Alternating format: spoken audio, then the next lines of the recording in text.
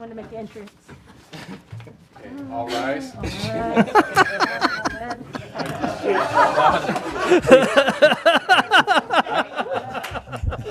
I'm only the vice chair. We haven't seen this many faces in this room, at least I haven't, since I think January of 2020. So, are you all real? Or are you virtual? We're not sure what to do. All right, well, thank you for coming. I'll start the Planning Commission meeting for Murray City, October 7th. It's 6:31. Welcome all of you attendees in the flesh. I love it. If you're watching on Murray streaming video, welcome as well. So tonight we've got commissioners Jeremy Lowry, Jake Pearson, Lisa Milkevich, Travis Ney, myself, Ned Hacker. I'm the vice chair.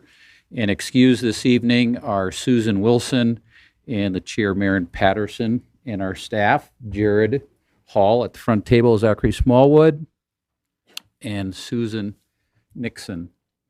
So with that, if you're here for the meeting for agenda item number 5, which is a general plan zone map amendment submitted by Joe Colosimo for 5700 South, 800 West, that item will not be heard tonight. It's been postponed or rescheduled for October 21. So if you're here in this meeting or online, that meeting that particular item is not going to be heard this evening. And another staff member hiding in the back, Brian Farnsworth, is our legal person. Let's see what else we have here. So some other administrative items. Public may view this meeting via live stream at www.murraycitylive.com or at https://www.facebook.com/MurrayCityUtah. You may submit comments via email at planningcommission@murray.utah.gov. And comments are limited to 3 minutes or less. Written comments, if we have any, will be read during the meeting. And the only other item is if you have an electronic device with you tonight, I ask that you put that on silent. If you get a call during the meeting, I'd ask you to take that out into the hallway and respect the people who are here to be able to hear and listen. All right, so agenda item number 1 is approval of minutes. We have 2 sets of those, August 19th and September 2nd. So I'd ask commissioners if you all had opportunity to read those and if you had any corrections that you'd like to suggest prior to approval of those. Mr. Chair, I'd like to make a motion to approve the findings of fact. Is that okay? Nope, we're going to do the meeting minutes first. Oh, why am I on finding of fact? You want, because I'm anxious. That's right. So anything we've had just 2 small errors that we corrected in our pre-meeting. Other than those, any other comments? Then I'll. Mr. Chairman, I'd like to make a motion that we approve the August 19th and September 2nd findings or minutes as submitted with the minor changes noted in the pre-meeting. All right. I have a motion. Do I have a second? I'll second. Any other discussion? I have to say, I had that in front of me. I got off track when I didn't hear We'll me. get you later. Sorry about that. All right. We have a motion and a second. All in favor, say aye. Aye. Aye. Any opposed? All right. Those pass. Thank you. Agenda item number 2 is conflict of interest. Everyone have a conflict of interest with the 2 items we have on our agenda this evening? Mr. Chair, I'll just state that I'm an employee of Intermountain Healthcare and that my wife is the manager of cardiac molecular imaging at Intermountain Medical Center. All right. Are you radioactive? I am not. All right. Good. I think that's probably okay. All right. Anybody else? No. No. All right. Good. And third, Commissioner Milkevich. Now, Approval of findings of fact. there you go. Everybody had opportunity to read those. We have 2 of those from our previous meeting. Yes. All right. If no comments. All Mr. Lowry, did you have any comments? Okay. right. I'll entertain a motion. There you go. Mr. Chair, I'd like to make a motion to approve the findings of facts for the Bullion Place planned unit development. The applicant was Michael Brodsky, and it was a conditional use permit. And do I need to make the motion for separate? Or just You one can for make them both? together. Okay. And for the second finding of fact for Murray Heights planned unit development, the applicant was Brian Price, and it was a conditional use permit. All right. I have a motion to approve those 2 findings of fact. Is there a second? And is there any discussion?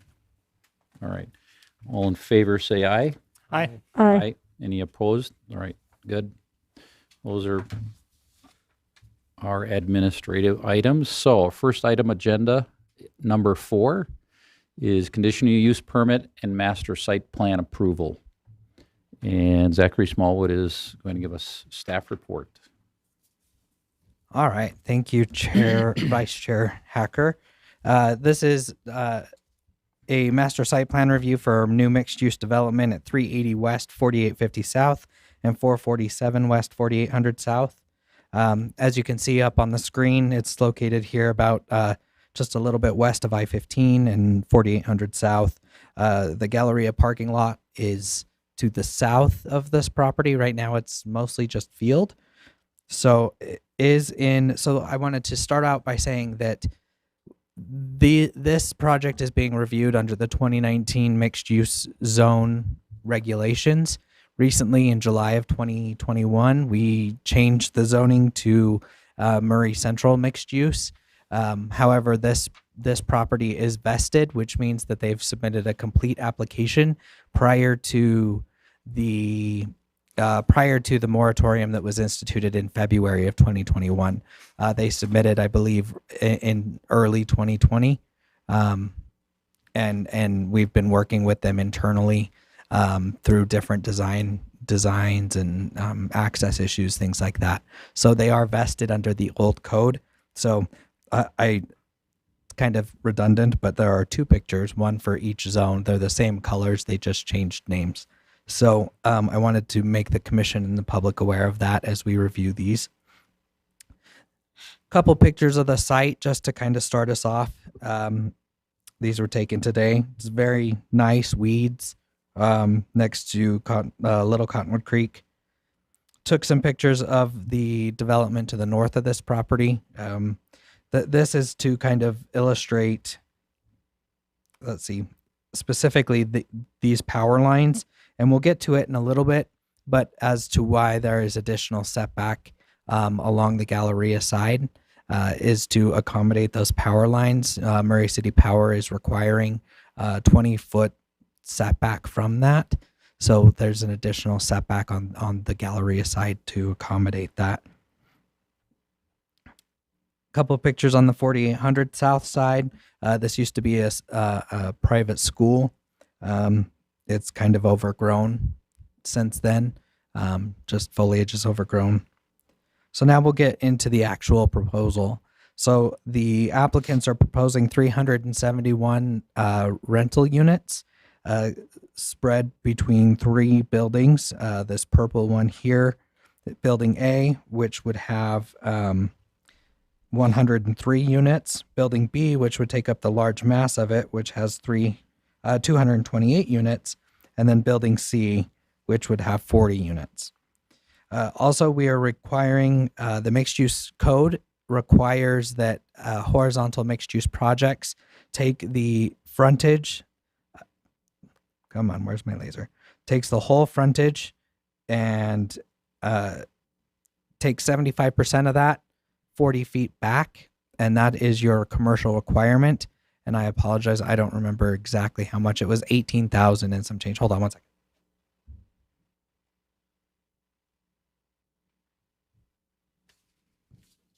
Sorry about that.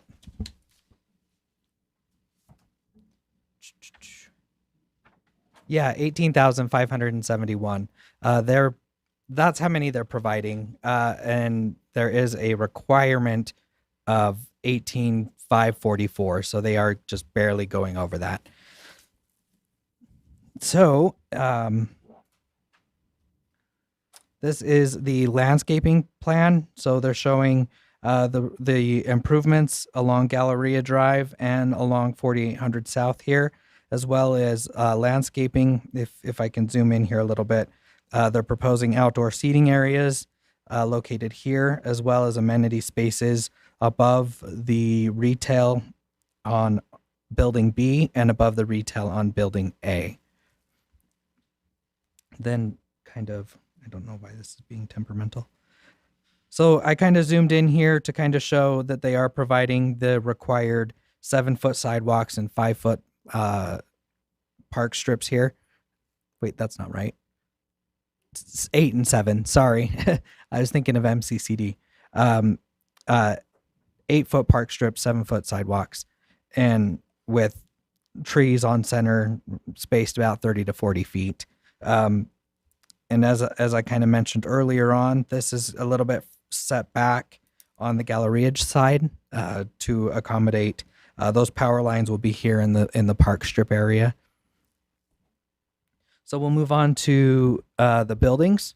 So this is the retail building that is located here in green. This is purely retail with some outdoor seating to the south of it. It's mostly made up of brick and I apologize, light blue siding and that brick and masonry materials. This is building A. So this is has a mix of materials, vertical siding, stucco and stone and brickwork as well.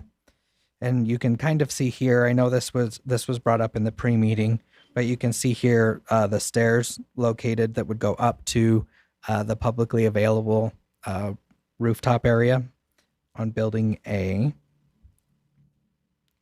This is kind of just a couple perspectives of it. Then I also wanted to show the amenities area.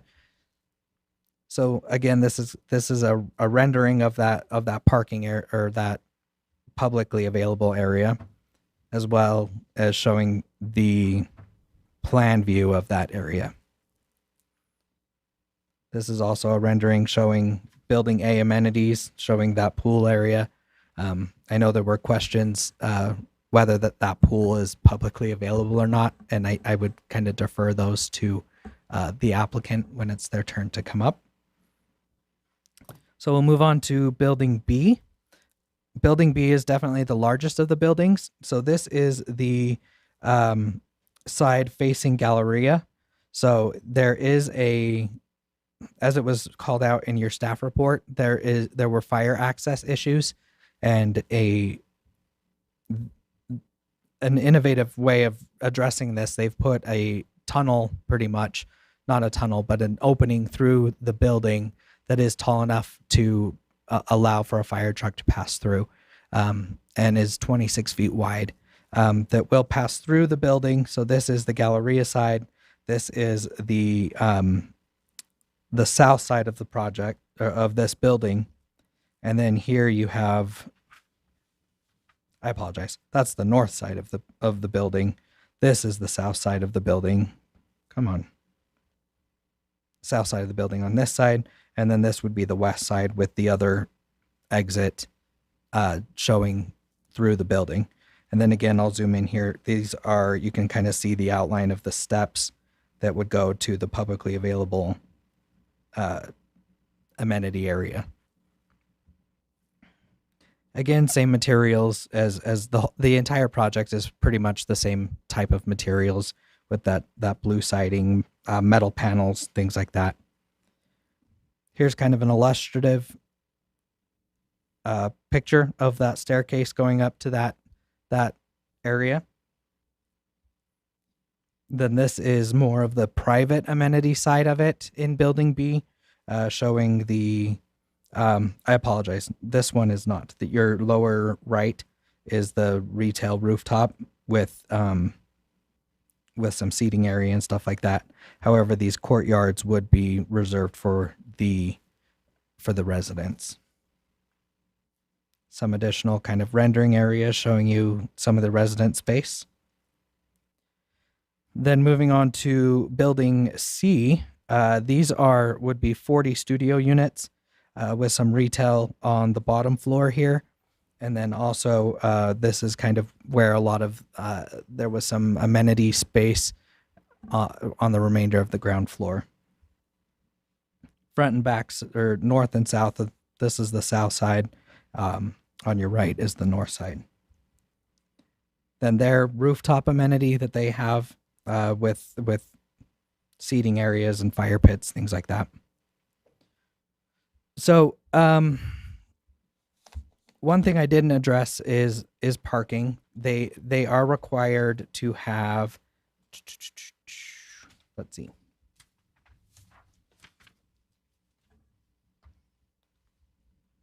I apologize. They are required to have 460 spaces for the units, and they have provided 472. 396 of those are located within parking structures, so within the surface or within the walls of the building. That equates to about 84% located within parking or within the walls of the building. So they were able to take advantage of the lower parking requirements that the mixed use code allows. The landscaping and open space is approximately 35% or 1.68 acres when I calculated it all out. So they're well over the 15% that's required. And then, so this does have another element, which is the master site plan memorandum of understanding.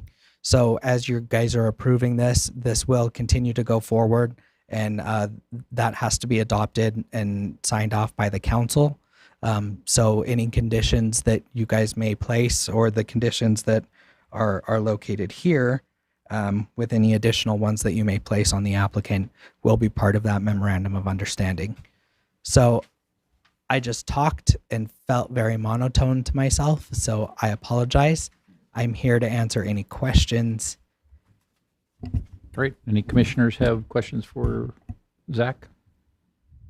Oh, I'll shoot. Can you talk to me about curb management strategy for deliveries and move in, move out? How are we addressing that? Yeah, so we have suggested that that the 4800 South Side be striped to not allow for parking, but to allow for delivery and like timed a time limit on that. So yeah, that's at least on the 4800 South Side. But we don't have anything for the Galleria. No, I haven't stated anything on the Galleria side. I think that's wide enough and should allow for on-street parking. I could be wrong though. It's not a heavily traveled road by It's any not means. right now. Yeah. All right. Any other questions? All right. Is the applicant here? Yes, All right. there are a few of them here. Hold on one second. We knew you were here. All right. Would you please state your name and your address for the record? Sure. My name is Jory Walker. I'm the principal design architect for Breacher Walker Architects. My address is 13459 South, 1400 East in Draper.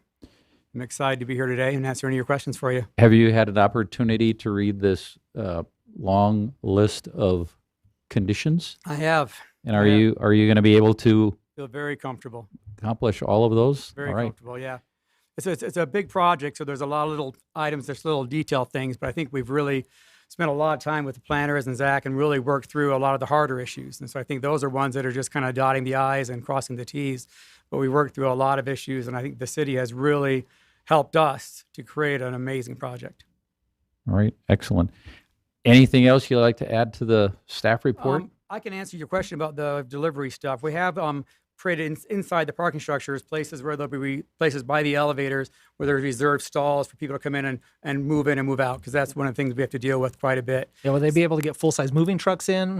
Mostly people have been moving in with their own stuff. Moving trucks will be on the street. Okay. But we've had created for people who are moving their stuff in and out with their trucks to get in and stuff. Perfect. Any other questions I can answer for you guys at all? I do have a few questions. Okay.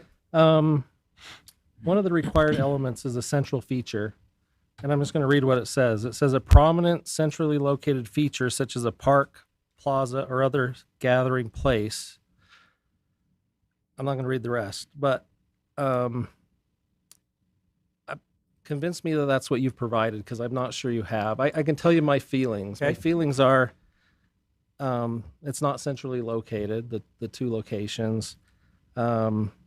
I wouldn't feel comfortable, I don't think, as a non-resident to walk up a staircase to a place that you can't, it looks like you can't even see the terrace up there, or it's kind of blocked. Yeah, the idea And is so I saw you had a sign that said, come on up, but I still don't think if I'm walking around, I would think, oh, look, a public gathering place. well, the idea is that those areas are extensions of the retail. So if I'm down there and have a restaurant, they'll be dining up there. There'll be places people can have coffee and eat and those kind of things. So we see the retail expanding up there. But we see there's going to be, 375 units here. We see there'll probably be 800 plus residents that'll be using all this space, and then their friends and families. And then we see that the community will want to come to these spaces because we'll have nice restaurants and nice places to hang out. So we tried to create, it's kind of an urban environment where it's kind of a resort feeling. So like if you were at the Four Seasons, there's kind of a resort feeling. So that's the idea, is that the plazas and the podium spaces become kind of this amenity space that's more urban. There's like fire pits and barbecue areas and hangout areas. And so we feel that everyone will be comfortable going up there and just being part of it, because it's they're outdoor urban spaces. I'm talking about, and Brandon can talk more about it, but there's like gazebos and sitting areas. And I just went to one in California at the Radisson Hotel. The whole top floor is just this hangout space where you just kind of sat there and talked to people. Food could be served. And it's just a place where people gather and spend time together with each other. So that's kind of the idea of creating these spaces that are more urban than a central fountain or a central grassy area. It's more of an urban gathering spots. And so, Brandon, if you want to talk about that a little bit, Brandon's our one that does all these urban desktop restoration. These areas are pretty cool. Yes, please. So my name's Brandon Reed. I'm the founder of Loft 64. We're landscape architects. I guess to kind of go on that, the thought of these spaces is that we want to create something that's compelling. So that's been the question the whole time. Why would we even create a space like this if no one wants to be there? So the thought was, we're creating outdoor experiences for people. Number one, obviously the residents that will be living here, their friends and family that will be coming here. So every space that we've looked at, especially on these podium decks, there's a real kind of art to creating spaces that people want to be in, people love, and places that matter. So part of the restaurant, part of the retail is obviously going to help drive a lot of that traffic there. And hopefully it's just going to be a place where as residents live there, it's a space that they just love, right? They're going to be talking about it. They're going to be feeling good about it. It's going to make Murray look amazing by having just a really great community embedded into it. That's been the plan, at least. I think my concern is, I think the space will be great. I mean, I've been in spaces like that. The concern is, this requirement talks about encouraging public use for that space. And so that's where I'm getting hung up with that is, I agree, the residents probably will be using it. But how is the public going to know about this?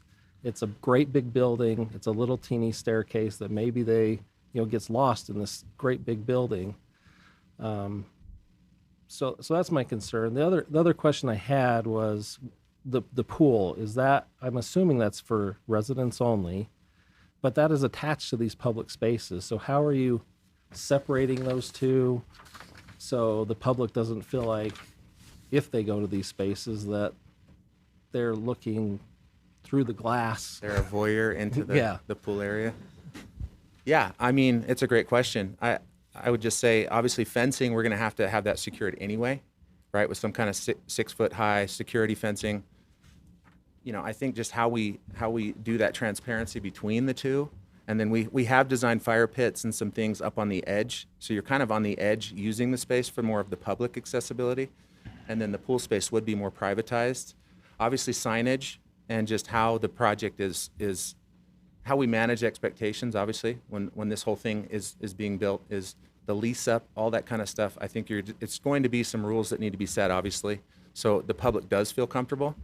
But at least in our experience in working in a lot of downtown projects where they have this public accessibility requirement, is it tends to be, most people wouldn't feel comfortable anyway to come up to those spaces unless they have a reason to, right?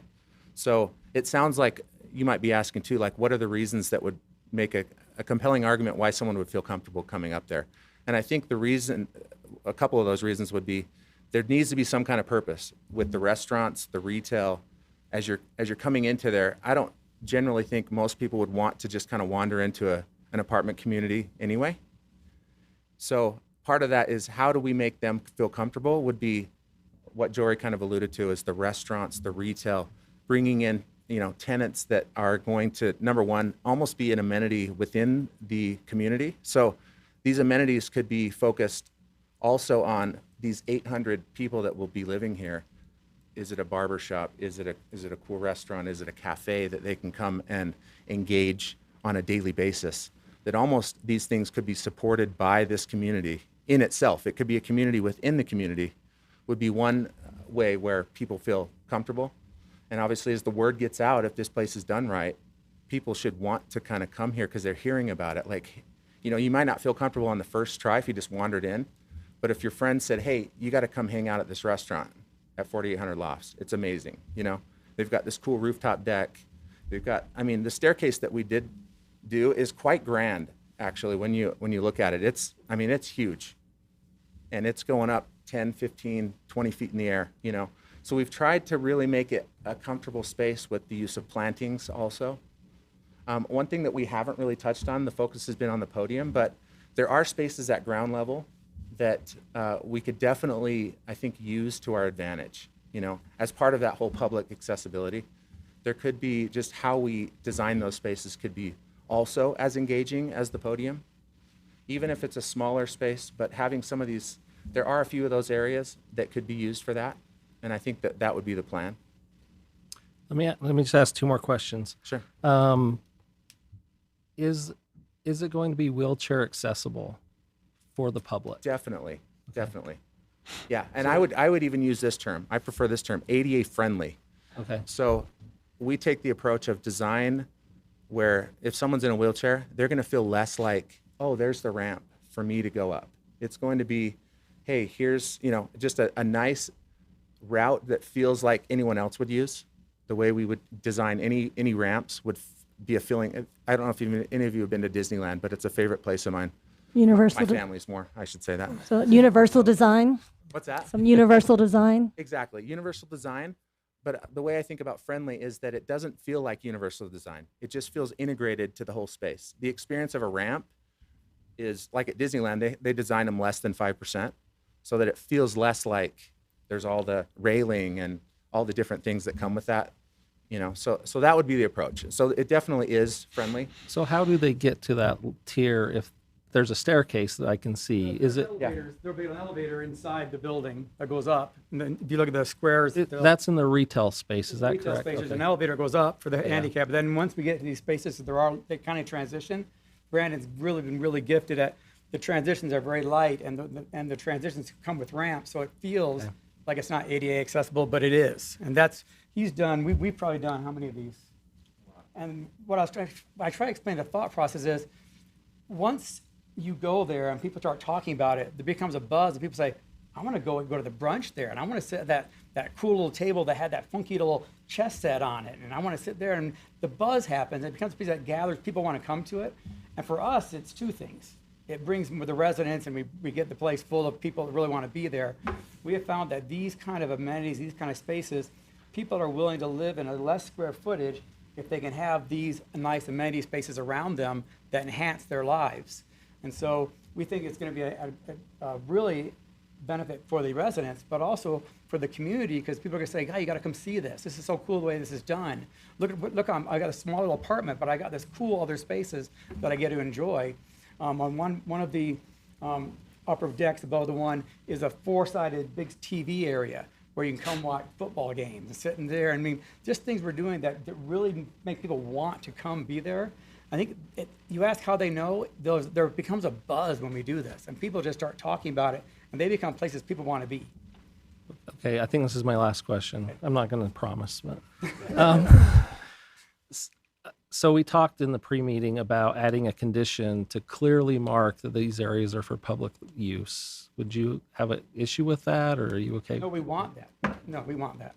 Definitely. It's going to make us better. It's going to make our retailers better. That's one of the concerns about this, is bringing the retailers in and have the retailers be successful.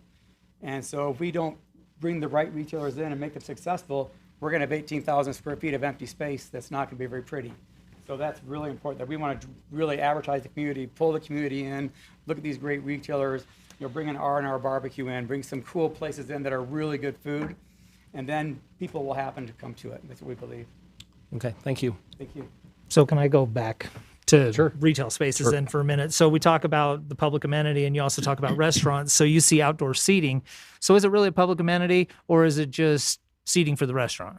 No, it's public amenity, because you can go up there if you're not eating too. You can go up there and just hang out. There'll be barbecue pits. There's fire pits. I mean, you can go up there and just sit and talk with your friends. And hey, come over. We're going to meet you guys down at the fire pit, down by that left area there. We're going to meet there. So it's not going to be exclusively the restaurants to say, oh, these are ours. You guys can't use these. But I think the restaurant will also use them. It'll be a benefit for the restaurant and for everybody else. That's the Okay, so if you had a restaurateur come in and say, hey, listen, we want to do this restaurant, but we've got to have that rooftop deck for us. won't work. Okay. Other thoughts? I think it might be this maybe isn't within our purview, but I think that it would be a good idea to talk about your square footage. I mean, 338 square feet for a studio apartment is very small. How is that? How is that going? How is it going to work over the long run? What do the project of this look like? Well, I'll give you an example. Right now, I'm doing, you know where the Cottonwood Mall used to be? I'm doing the Cottonwood Mall site. I'm doing the first building, Block D is the first building. And in that area, we have 350, 400 square foot studio apartments. It's because of the amenities. And a lot of people want to live by themselves, have their own space, but they want to not pay for a 3-bedroom or 2-bedroom, but they want to have some space, but they want to be able to go out and sit in the plaza and sit and read and go by the pool and go to the reading areas and the place. And so we're learning that people don't really want to pay for a lot of extra space if we give them all these other places they can go. And we find that it really works really, really well. So the studios are becoming very, very popular. It's one of the bigger things that we're finding. Matter of fact, I was really surprised, Holiday Hills at Cottonwood Mall site, we have like 30% studios. But they really feel that that's really going to be a draw, because it's going to bring people in that want this kind of lifestyle. I have two things. One is I drive Galleria Drive and 4800 South daily and know the power corridor lines on those facilities. Have you anticipated or considered putting those underground? And I don't know if Murray City owns those lines, or if those are maybe there's some public-private partnership to underground those lines. It's extremely expensive. They're going to look like not good in front of those gorgeous buildings. You can kind of see where we've kind of let the lower part of the building be parking structure, because that's where the freeway is. So we've tried to keep the upper building where you're really going to see it from the freeway. But yeah, it is. We deal with it all the time. We would love a partnership. Let's figure out how to get rid of them. We'll talk to the city. Well, and the power department, I mean, in fairness, the power department's been really resistant to it. You know, over at Murray Crossing, that was an issue that came up, and the power department said, no, we're not willing to do anything with it. So, It's very expensive, and it's also the maintenance of it's a lot more. And my second last question is phasing and schedules. Can you talk just a little bit about I think it's going to be that? market driven, but for first phase will be the blue building will be first phase, and the retail building on the corner is first phase. Second building will be the larger building with the clubhouse building. We're hoping to go blow and go. We're seeing a huge need for apartments right now, and we're seeing a need for higher end apartments. I just did all the stuff over there by the Jordan High School, and filled them up. They said their average income was like $120,000 a year, and they filled them up in days. So there's a people are saying, a lot of people are saying, I don't want to buy a home. Homes aren't really increasing in value. I want to have flexibility. I want to be able to travel more. I want to do other things. So people are saying, gosh, I want to live in a cool place and then travel. And so the thing about this is having secure parking. These things all become people that want to have more of a fluid lifestyle where they can travel more. So I think it's going to be pretty, well, it'll be market driven, but I think it'll go pretty quickly. And the goal is to build it out very quickly. Okay, thank you. Any other questions? All right, so we'll open the public comment, and if there's some questions that staff can't answer, we'll bring you back up. Great, thank you very much. All right, thank you. All right, I will open this agenda up for public comment. I guess I'll first ask if staff's gotten any public comment. We have a few emails. Should we do those first? I don't care. If you want to see if anybody's here to speak. Is anyone here to speak? All right, couple, two. Why don't we do those first? Why don't you come up individually and state your name and your address for the record?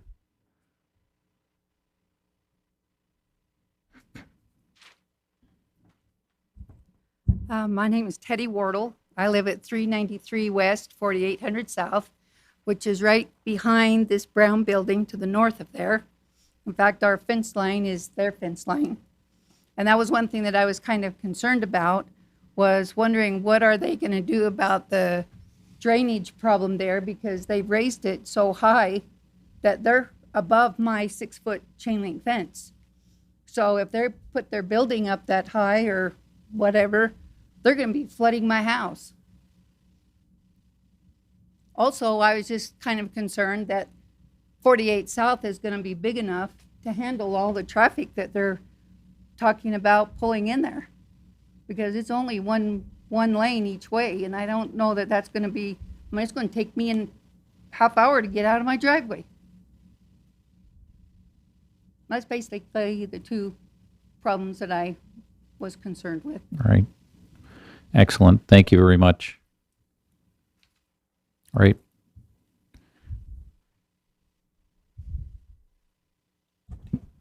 Good evening. My name is Jason Tyson. I live at 4769 South Box Elder Street, which is just east of there, but 4800 South is one of my main routes throughout the whole valley. My concern is with traffic that kind of a unit's going to bring, because the lights on 4800 South are horrible. The one on Commerce Drive never goes the right way. It stops with cars coming and goes with cars not coming.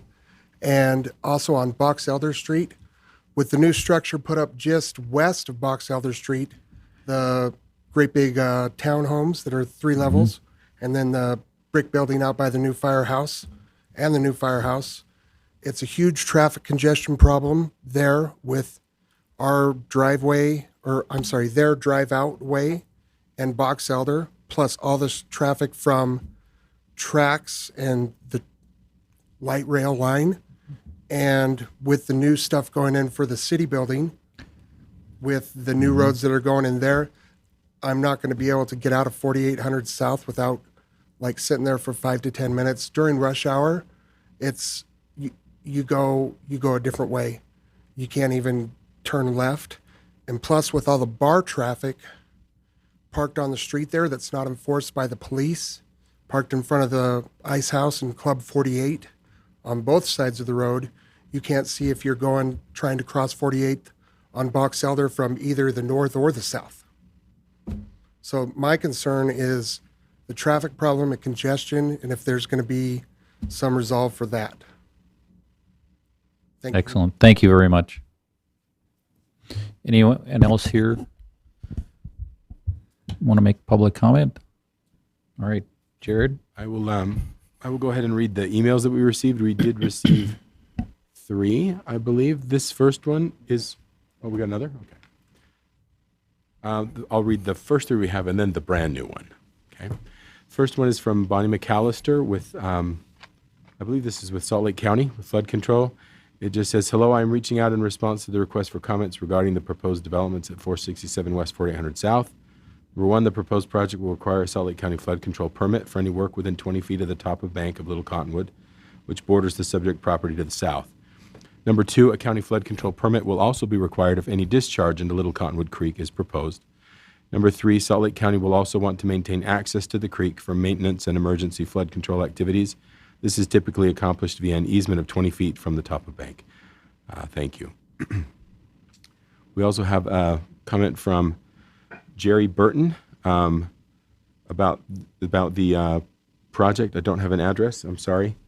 It just says comments regarding 4800 Lofts master site plan approval.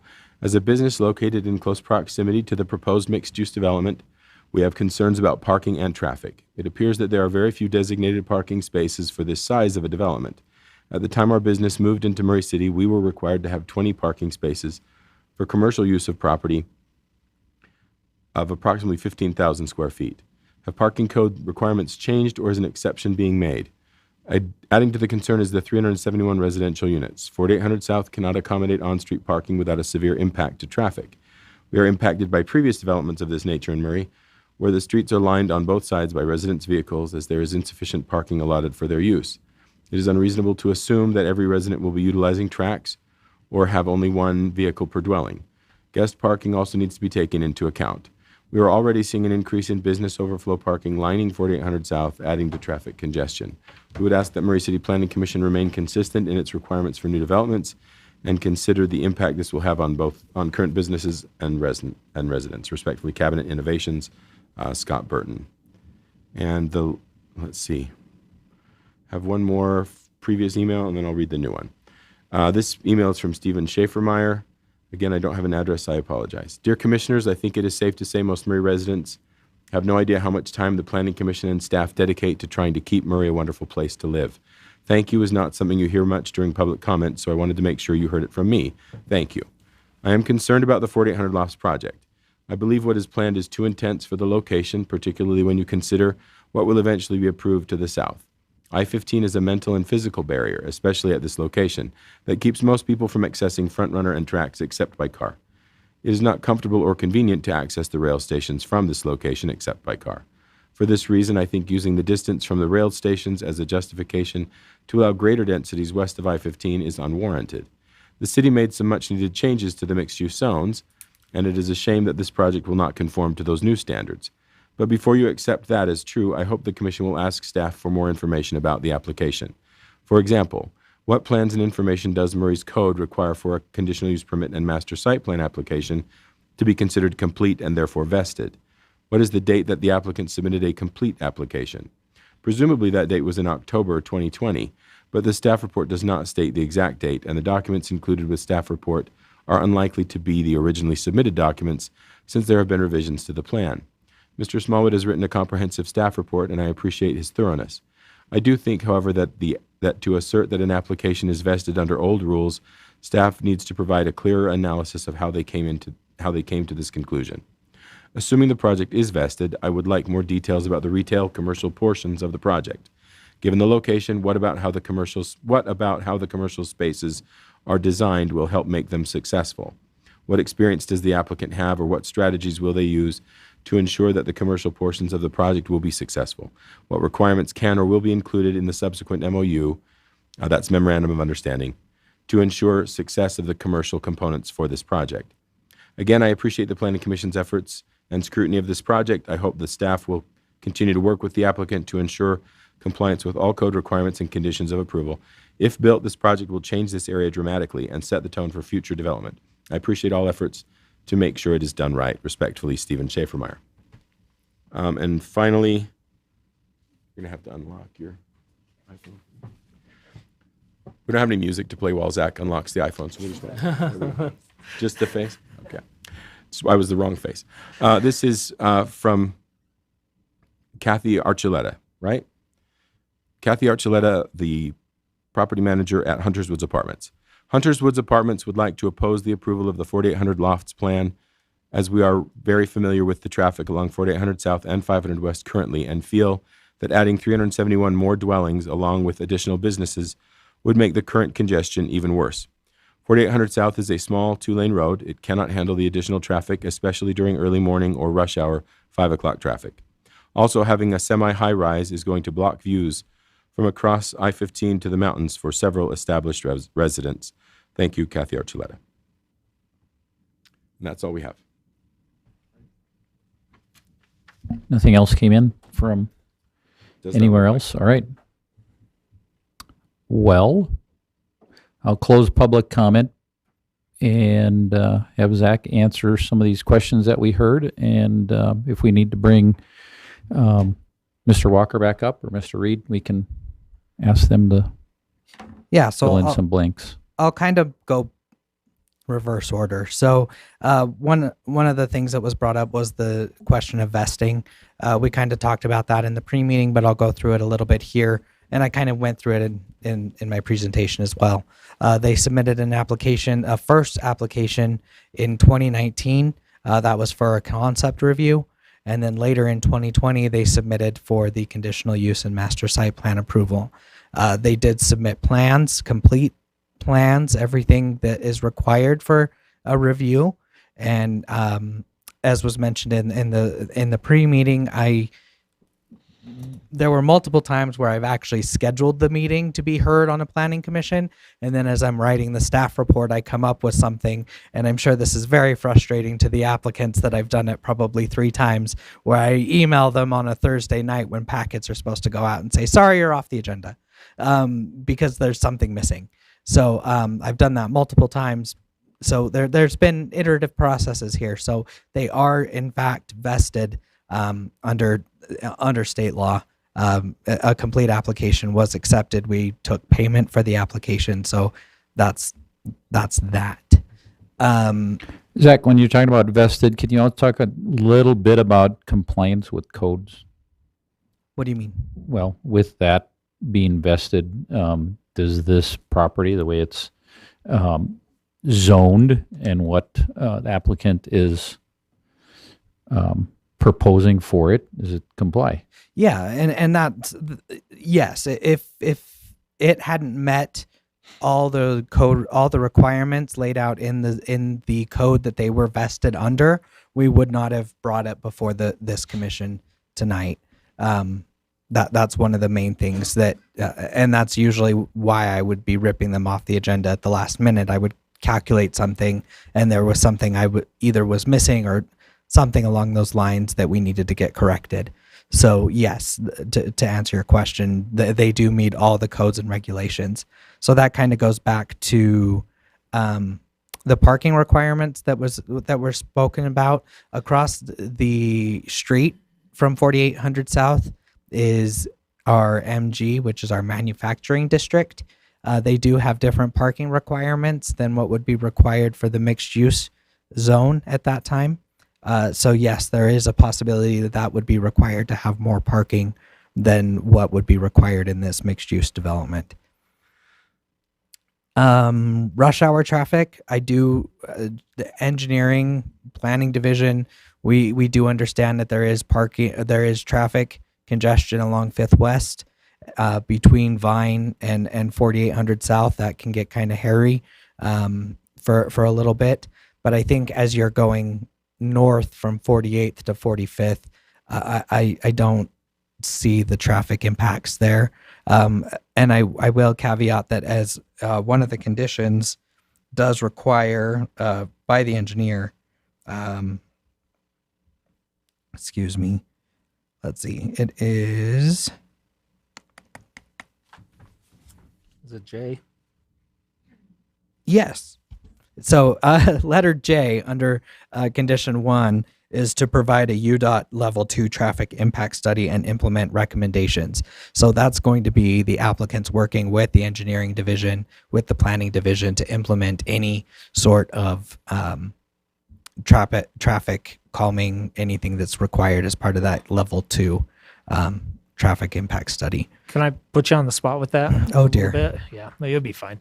Can you talk to me about the city's recently adopted transportation master plan and how it's looked at this area specifically, and what they're doing to recognize some of the developments that are potentially coming into this area? Yeah, and they are. You'll forgive me for not knowing exactly the ins and outs of the transportation master plan, but yes, this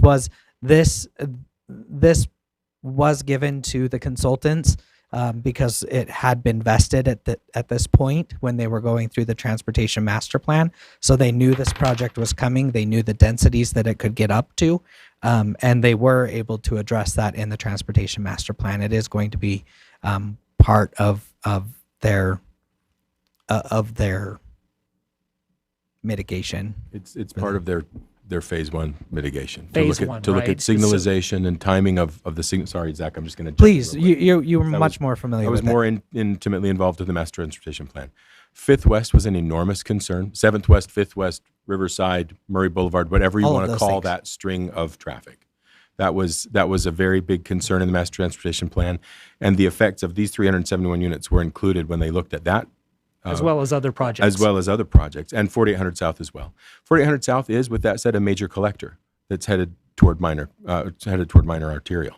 And when the improvements are done after phase 2 of the master transportation plan, it'll be a minor arterial, and more signalized, and the signals timed better. So some of those issues that you face further up 4800 South of Box Elder and other places, I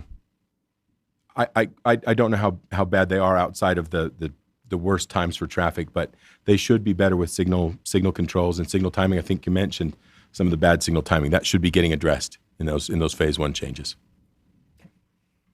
And then I will go to the drainage question. I probably will defer that to the applicant. I believe that they are planning on putting some fencing around there, engineering is aware. We did receive utility plans, grading and drainage plans that the city engineer has reviewed. But that is something that I will keep an eye out as well. Make sure that that's draining appropriately, and it should be draining more towards the creek as opposed to the neighbor's property to the north. So we will be looking at that and keeping that in mind as well. And the city engineer is very aware of that kind of stuff as well. Hey, speaking of the creek, can I ask a question about Please.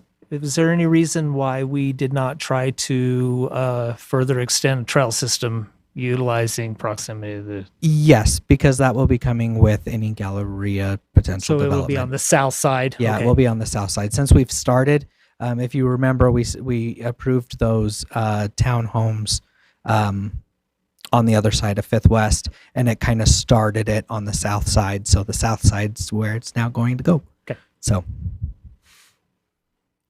I think I've addressed everything. I just have a question about the comment from and I can't remember who it was, Salt Lake County, somebody. Sure. Flood control. The flood control and about all those regulations and rules she's talking about. I mean, Yep.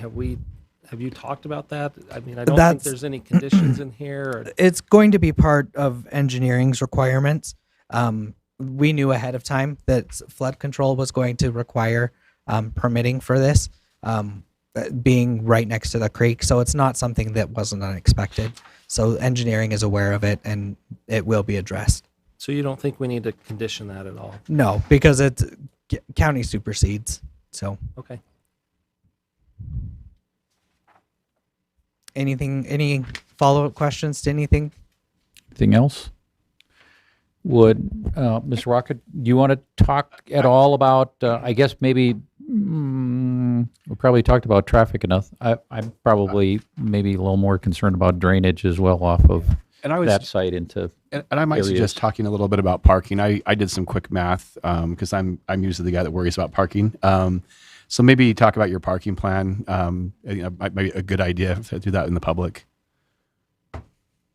I think we're hoping that we're going to have enough parking. We think we from what we've seen from our other projects we've done, this is the parking is where it needs to be. There's two reasons. First of all, we're trying to force people not to need cars as much, and so they're in the design world and how cities are entitling projects when they're close to light rail projects. They're trying to incentivize them to use light rail. So I think we'll do some of that with our designing. And then also I think just having the limited parking will also incentivize that. And so it will either impact us on our renting, or we're going to have to incentivize our tenants to use light rail and other aspects. And that's kind of what all these developments are doing. They're incentivizing their people to use other means and methods of transportation to kind of change how we think. I mean, in my neighborhood, drive my car to the neighbor's house 2 houses down, and we're trying to change that thinking. That being said, I mean, when you look at the number of bedrooms you have 426 bedrooms in essence, but you have 472 parking spots. 43 of them, I believe, are set aside for commercial. So you still have, I mean, We have a lot of parking. yeah, on I this mean, project. there's still, I'm parking there's projects. The ones that are right. downtown are half this amount of parking. So there's a very we are parking very. The code here requires us to have more parking than other transit-oriented development parking is required. And so I think it's, with some of the comments, it's probably a good idea to walk through that math. I mean, there are 426 bedrooms per se, or Right. Places where and we you have have 471 stalls. right, and so it seems like what we don't want to see is a bunch of people parking out on 4800 South, and it doesn't appear to be a risk of this at this point. The way your parking code works and the way you guys have it written, this is one of the highest parked developments that I've designed in the last 2 years. Thank you very much. The owners weren't real happy about that. Right. $15,000 a stall. It's Sure. Those numbers we're talking about, that includes the commercial space as well? Yes, there's 45 stalls. for the 43 are commercial, designed and for then commercial. there's- Yeah.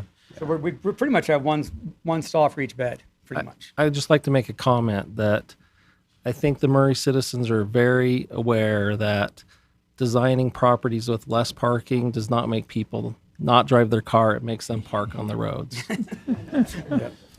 agree. It's one of those things that, as a designer, as an architect, you work in these different areas, and the closer you get to light rail, the more UTA wants to pound you to force people to get on their trains. So it's a tricky balance. Yeah, you actually have 2 more parking stalls Beds. than beds. Yeah, Right. yeah. And so we're very well parked for this project. And then I have my civil engineer is here who's doing the civil engineering. And if Paul would like to just address the drainage issues and what we're doing there, probably better than me because he's Excellent. probably better. at Perfect. that. So this is Paul Fieser. He's going to have to state his name and place of residence first. Yes, Paul Fieser, 1001 South Arbor Way, Layton, Utah. Work for SC Science. I'm a civil engineer in the project. Happy to be here. And I guess there's 2 questions on it. One was the email from Bonnie McAllister with the Salt Lake County Flood Control. Mhm. We work with her on multiple projects. It's just a standard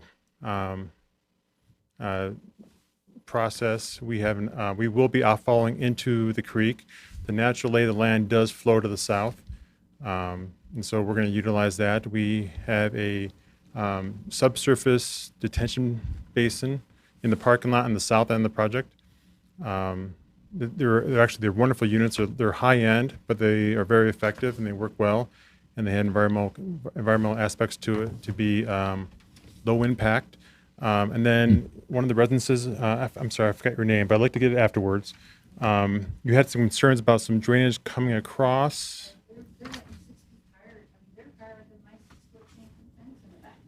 Yes, and you're talking about the podium level? Oh, the dirt?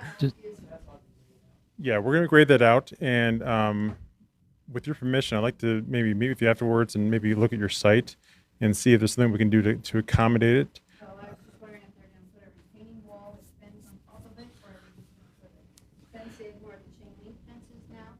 Because it's pretty low for what they're. Yeah, we have to talk about it, and we do have some depth to work with to make sure that's drained properly. We don't want a pond on the north side of our building, so yeah, we'd love to address All that, good. take care of that, and No make pond. sure that we probably wouldn't be able to accommodate her detention into our facility, but we could use it as a bypass.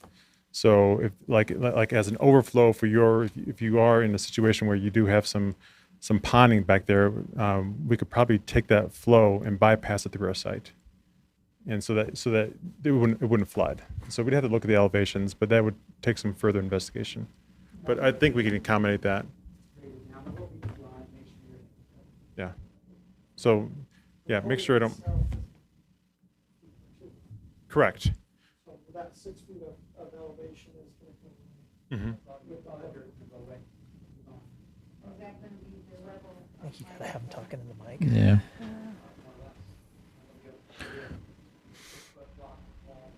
How about if can we have that conversation with you and the Wardells offline? Yeah, absolutely. So, And we'll okay. probably involve city engineering as well. But I think we have some room to, I don't know about this exact elevations. I need to bring some equipment out there and just to double check, but I think we can accommodate you.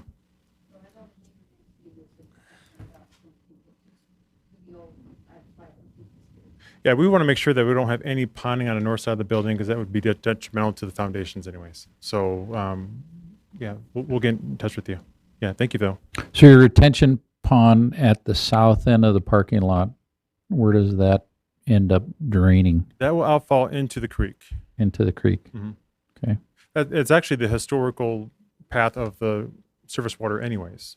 We will just be detaining it in the amount of hard surface that we are adding to the site, which is substantial.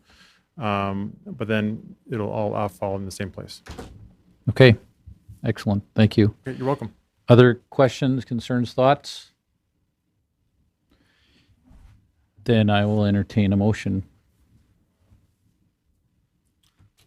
I guess before we make the motion, I just want to talk about Signage? what I'm going to say because I'm going to add a condition here. Okay. I want to make sure that we can discuss it before I do it.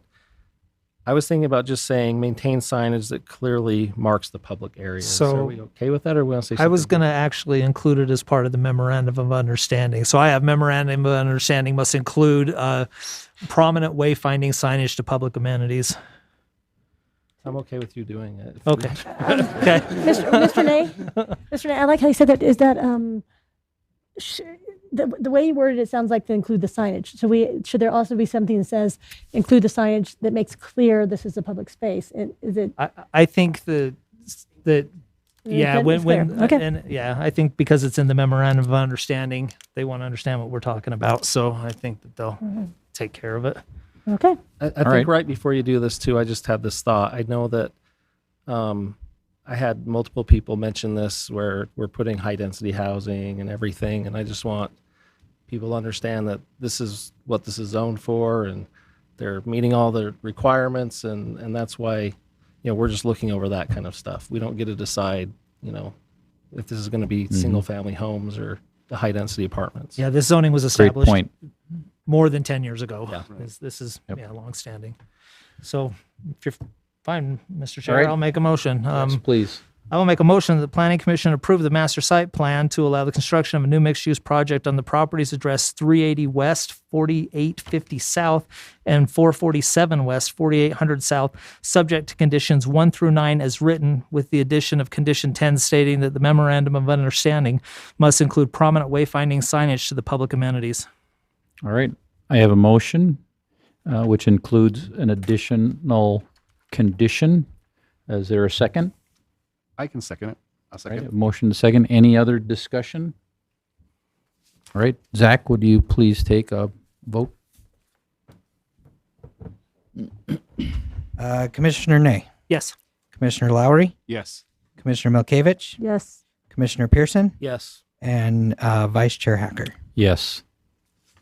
So congratulations to you, and wish you best of luck. I'll be driving past that frequently, both on Galleria and on 48th. So we'll watch construction with bated breath.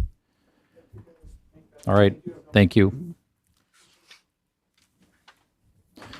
All right. We'll move on to agenda item number 6, text amendment. And I'm not going to read it all for you, Susan, so you'll have to read that. But it's a land use text amendment for health services and radio pharmaceutical manufacturing and production. You're on. Okay, thank you. So yes, this is a text amendment for our land use code and also an addition of a new standard land use category for radiopharmaceutical manufacturing and products. We've designated a new land use code of 2834, and the application is being made on behalf of IHC Health Services in conjunction with PharmaLogic, a third-party entity. When we first got this application, I have to say we were a little nervous about it. And so as staff, we have met with these folks several times, and our stress level has come way down. And hopefully we can reflect that to the Planning Commission also, and eventually the City Council. So this is a public hearing. The Planning Commission is an advisory board to the City Council. They will review it. They make a recommendation based on our staff report and input. And then another public hearing will be held in the future with the City Council. That date has not been determined at this point, but probably a month or two. So when we first got the application, it was to amend Land Use Code 2833.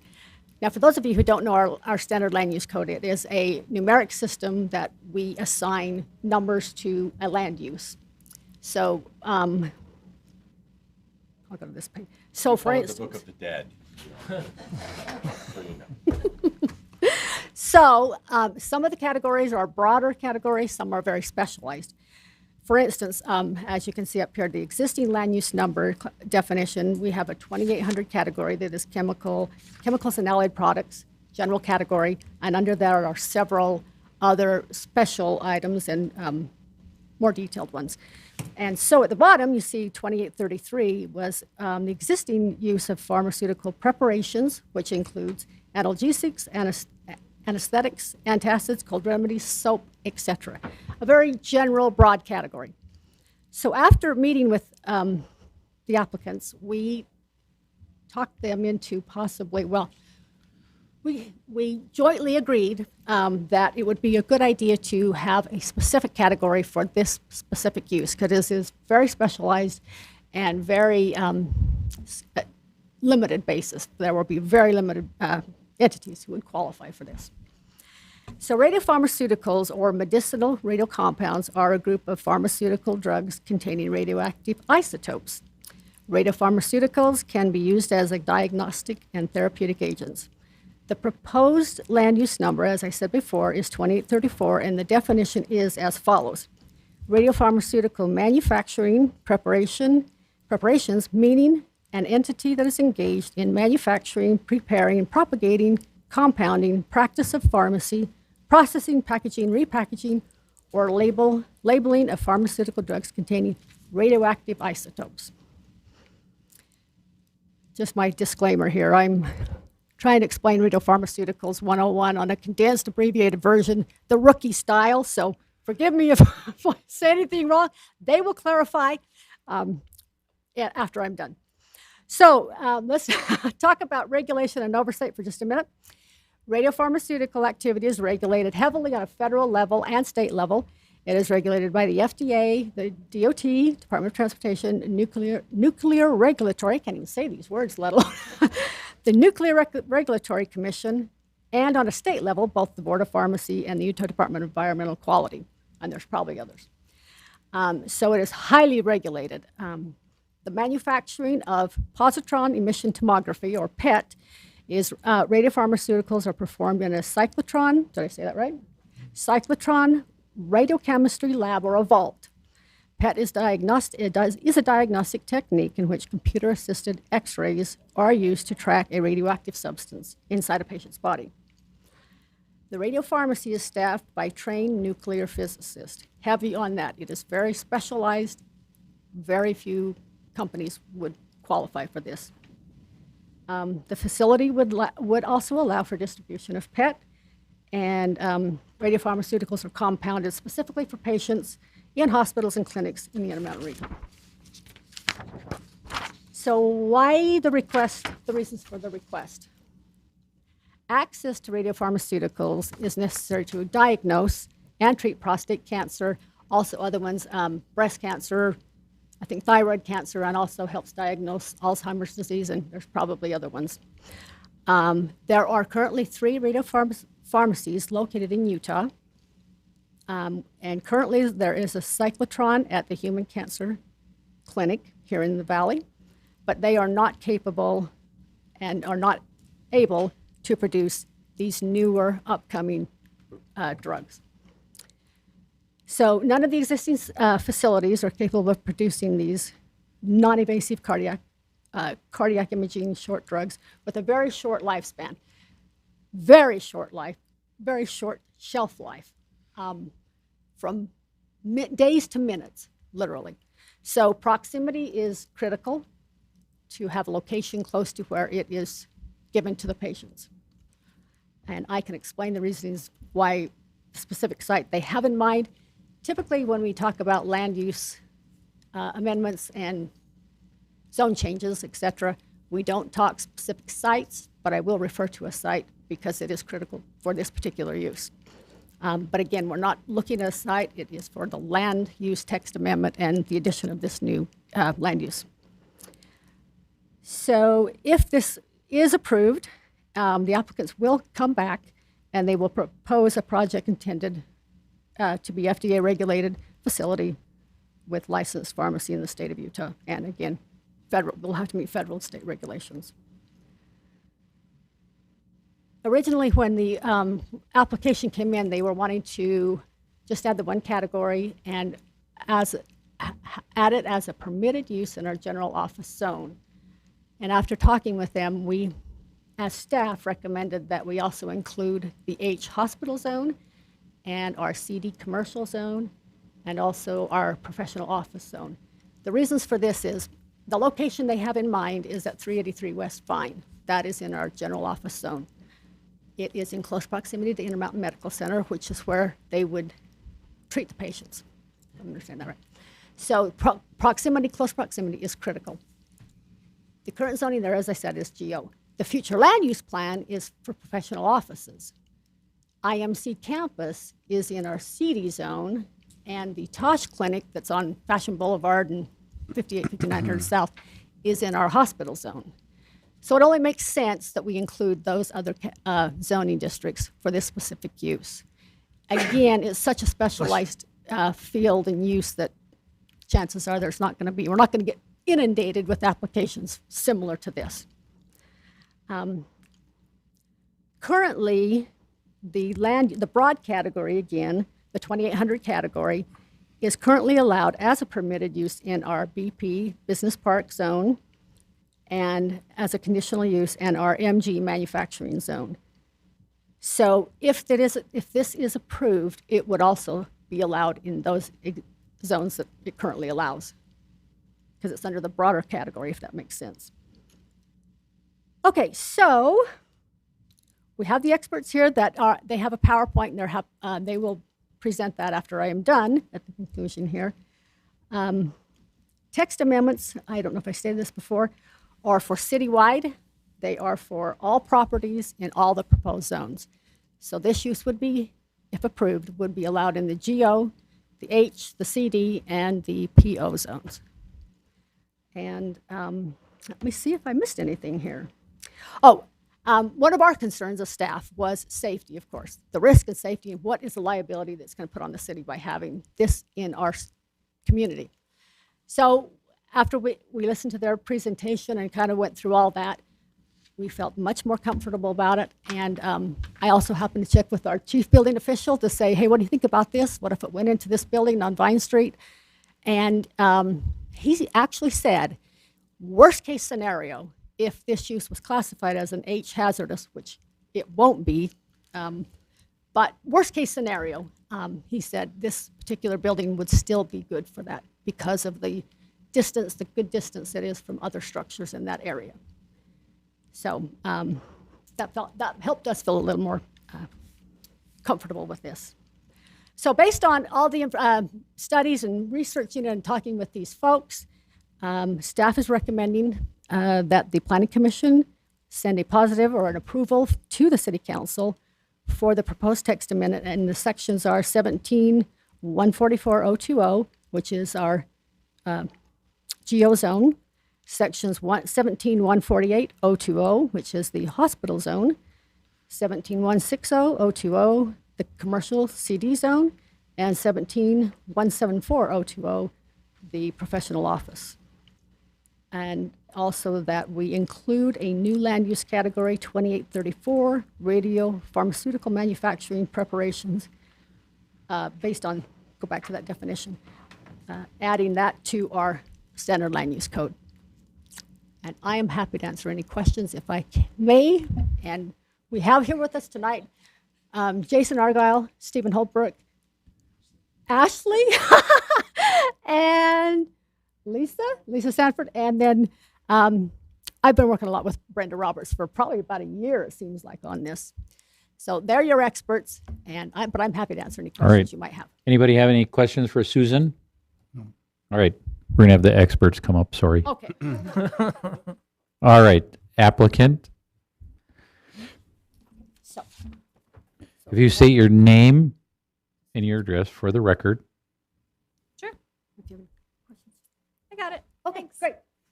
Hi, I'm Ashley Mishu. Do you need my address? I don't live in Utah, but I can give it to you. You can give your employer. Sure. Sure. 433 Plaza Real in Boca Raton, Florida. My name is Ashley Mishu. I am a nuclear pharmacist by training, and I am the Vice President of Quality Assurance and Regulatory Affairs for PharmaLogic. We are really excited for the opportunity to hopefully bring some really cool new drugs to this area. And so I'm happy to explain what radiopharmaceuticals are and what we're all about. I can, you see our mission and vision here. I can talk to you about it, but basically what everybody wants to know is, what is it that we do? And at the end of the day, we make drugs. That's what we do. Drugs. We make specifically good drugs. We make really good drugs. They are radioactive drugs, and they are used to diagnose and treat diseases, primarily used in oncology, but also used in cardiovascular disease as well as neurology like Alzheimer's. These are all sterile injectable products that are administered by a physician in either a hospital or a clinic. We're talking about teeny tiny doses, no bigger than your COVID vaccine. So very small sterile injectables. And as she mentioned, we're not doing this out of a garage. This is in an FDA registered drug manufacturing facility that also has a licensed nuclear pharmacy in-house as well. I talked about some of the applications, and she mentioned the just-in-time manufacturing is not even days. We get orders from the physicians the day before, and we typically start working in the early morning because our drugs last minutes to hours. They don't last days. And so that is one of the true reasons that we have to be super close by to either a hospital or a clinic. So we don't have like buckets and bins and big vats of stored medicine. We make just enough just to send out to the clinic for the day. And then by the end of the day, they're dead. They're gone. So we have an industry-leading multidisciplinary team. You can read all of the different types, but we have radiopharmacists, radiochemists, engineers, sales and marketing. We have a whole gamut of team that works with us, and we have more than 600 employees across the U.S. We were founded in 1993. We are one of the fastest growing radiopharmaceutical companies in the United States, with lots of years of service in both radiopharmacy, drug manufacturing, as well as research. We partner a lot with pharma sponsors because these drugs have such short half-lives. They can't be made in New Jersey or Indianapolis. They have to be made in the community where the patients are going to actually receive them. We're an international supplier of these drugs. We have close collaborators in Canada as well. And we have a really strong financial backing. We're private equity backed. Some of our current and near-term profile drugs, again, oncology, cardiovascular, and neurology. That's pretty much the main three core sections that we do. Theranostics and recurrent prostate cancer. This one's actually really near and dear to my heart. Before I started with this company, I was doing research in prostate cancer at UCSF, where we filed the new drug application for PSMA-11 for prostate cancer. And this is now going to be able to be used nationwide. The gallium-68, the GA68 that you see, that's the imaging agent. So that patient A, that's a gentleman who has recurrent prostate cancer, and all those little black spots are where the drug goes and binds to those prostate cancer cells. So it takes up that activity, and the patient goes under a scanner. It's called a PET-CT, and it gives off the radioactive rays. And so we can create this 3D image.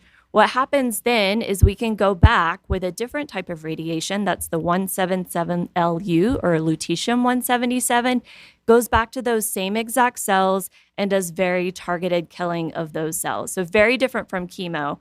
It's very targeted. This is something that we work very closely with pharma sponsors, and this is would be one of the drugs that we would be working on here. A second one is neuroendocrine tumors.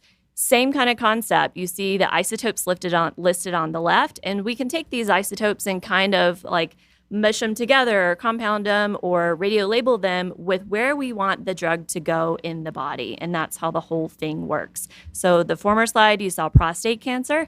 This one, you're seeing neuroendocrine tumors. So same kind of the patient gets imaged.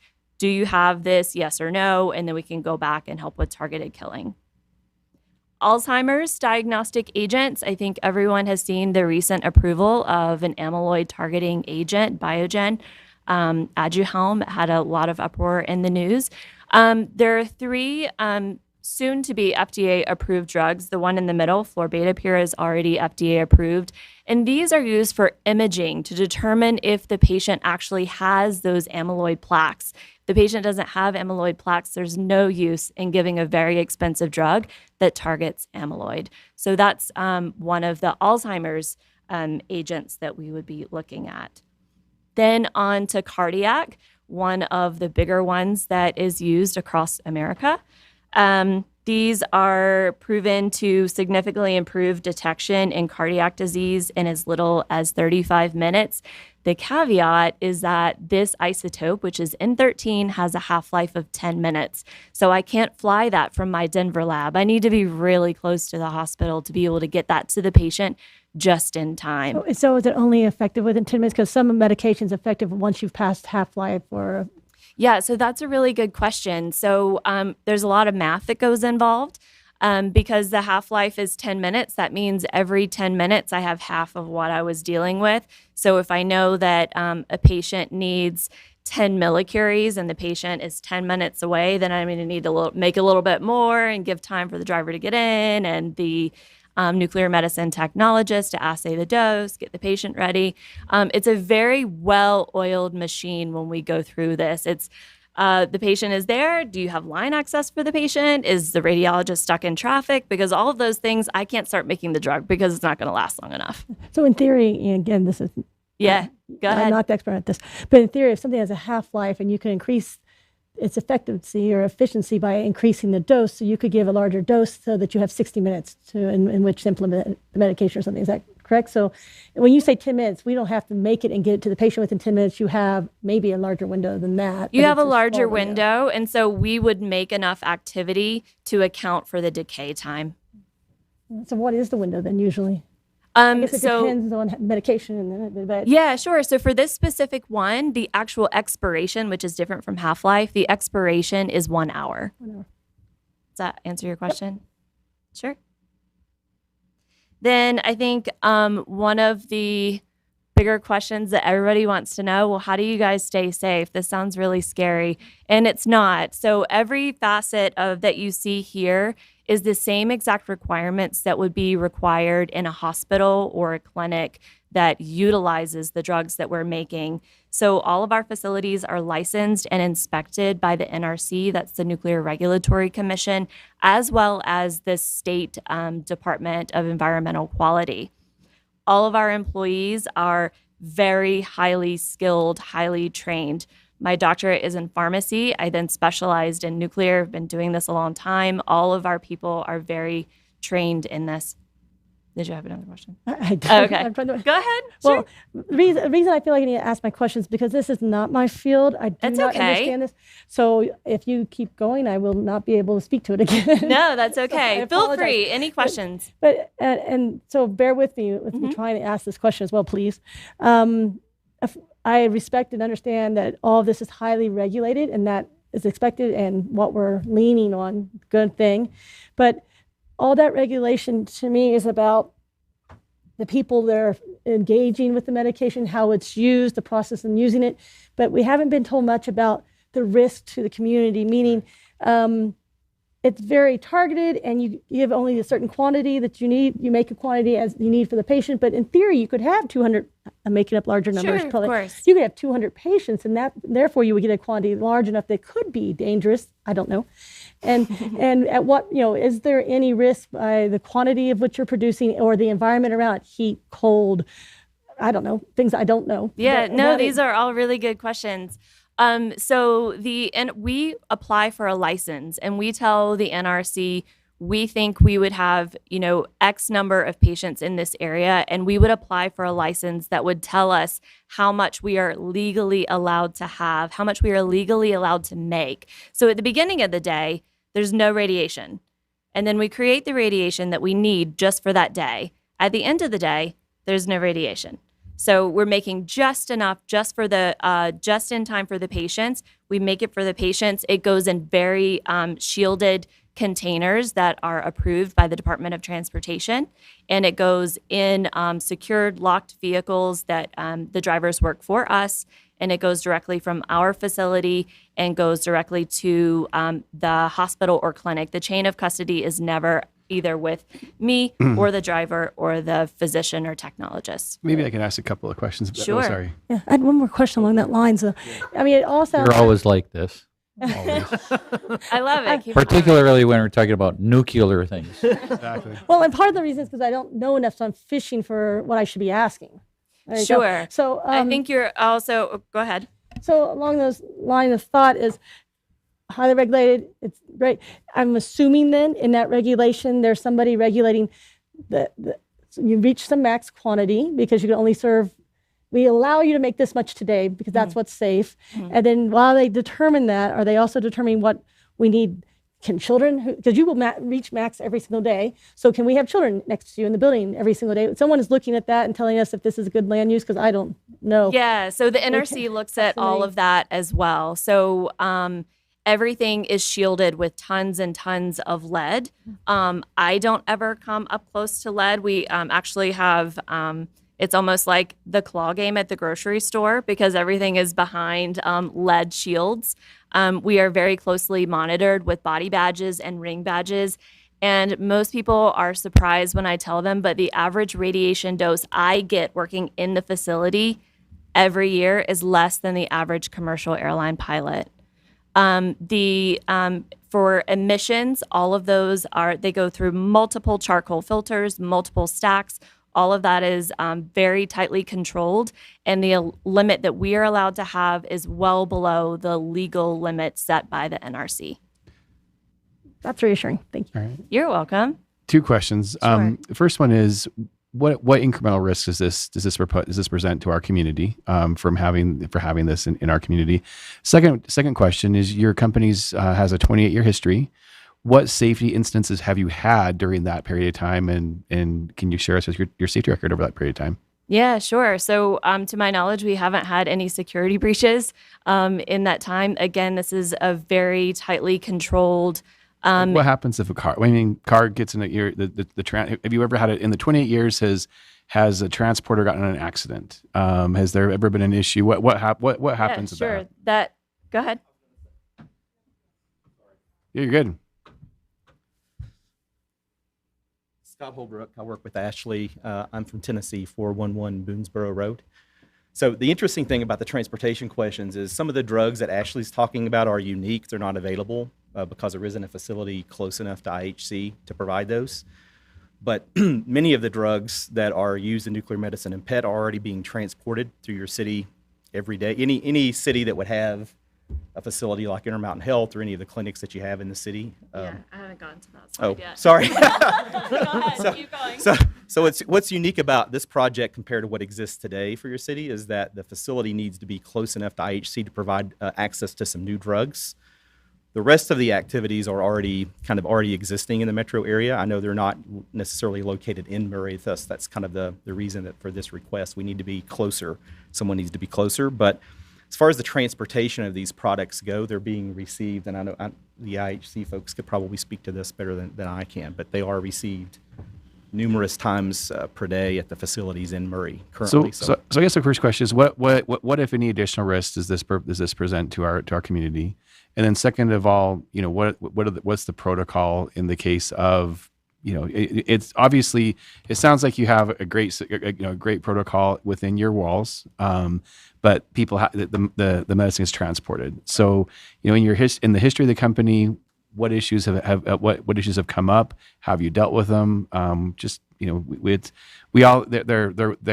appear to be wonderful drugs that save lives. Right. But we just want to, for me at least, I should say, to recommend it, I want to understand the risks that are associated with it and how they're mitigated. Yeah, I mean, I think there is really significant incremental risk once the product leaves our lab. From the time it leaves our facility's walls and en route to Intermountain Health, it's under control by us, but regulated by the Department of Transportation. So we have to adhere to pretty strict and rigorous Department of Transportation requirements. In the 28-year history, I think I've been with the company for more than 10 years. I'm not aware of any issues with transportation. I think the most likely issue that could occur with the very short-lived radioactive drugs would be some unintended or anticipated traffic issue that would delay our driver. You were asking about the amount of product that could be made and shipped for just in time. We actually can't, there is a limit to how much we can make. There's kind of a couple limits. One is the physical ability of us to produce a large amount. If, we could really locate further away if we could produce as much as we wanted to. Really, the need for this location is the ability of the technology to produce enough product to actually get it to the patients. This location will allow us to provide enough product to meet the needs of IHC and really no more. So it isn't like we could produce an unlimited amount if there was ever an increased demand. The amount that IHC would use is essentially what we could produce from the facility in its kind of planned location. So I didn't mean to hijack your presentation. So with that, can I ask a very pointed question then? So this, if I'm a passenger in an automobile and I get in an accident with your driver and somehow the isotope actually manages to come out of its lead shielding, what is my risk? Yeah, I mean, I can't imagine it would be able to come out. I mean, it's very challenging for it to come out of its secure containers. Yes. A patient dose, a patient who's receiving one of these procedures would receive a dose very similar to another radiologic exam in a hospital. So chest X-ray, a CT scan, something of that nature would be a reasonable comparator. So it's de minimis radioactive exposure, you're saying? It would be very similar from a radiation exposure standpoint to the patient who's receiving the injection. It would be very similar to any other radiologic procedure in the hospital. So a CT scan, a chest X-ray. So those of us that don't do this daily, I mean, I can make assumptions because I've had X-rays done, and I'm assuming that one exposure is not bad. But for those of us that know less than you, and in that scenario that Mr. Nate drew, we wouldn't be shutting down things, bringing out hazmat teams. Nope. People were infected. It would just be a car wreck that we would be dealing with. It wouldn't be. Yeah, so our drivers are equipped with spill kits, and there's extra lead. So, but again, we're not talking about huge vats of stuff. We're talking about like the amount of like 5 COVID vaccines that would be in shielded huge containers. So if that spilled out on this, I would, with the spill kit, wipe it up, put a lead brick over it because that attenuates the radiation, and I would step away. And from here, it would be okay.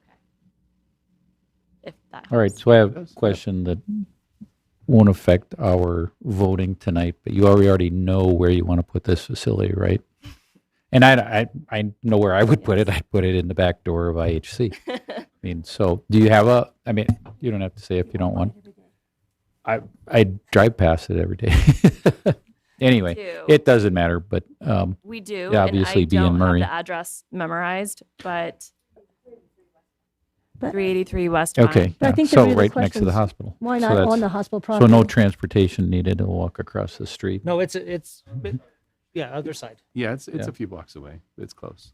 So, But all right, Mr. Hacker, I think the root of your question is why not on IHC property? perhaps. Is there something we don't know? Why? Yeah. Well, No, well, that's not really part of our discussion tonight. Well, I'm assuming you're asking because is there something that we should know why it shouldn't be on this property versus this property? Yeah, sure. Except you have to be fast because Jason just wanted Lisa to has to leave at 8:15. quick. So And we're going to Jason have to Argyle, make a vote before that because then we 1498 won't have a Misty Breeze Circle quorum. in Kaysville. Or we will too. And I mean, ideally, there is a lot of value to having it at the hospital. We work closely with the administrator at the hospital. And really the prioritization on that campus is care that absolutely has to be on that campus. As patient demand grows, there's certain things that we continue to move off that campus, and it's just absolute patient care activities that are remaining on that campus. So the fact that there's similar to the earlier discussion, there's parking, there's additional staff, and in order to, if we can pull that, have it in close proximity, and have those employees, that staff close, but just a driver to take it over, we feel that we'll be able to prioritize patient care on the main campus. Great.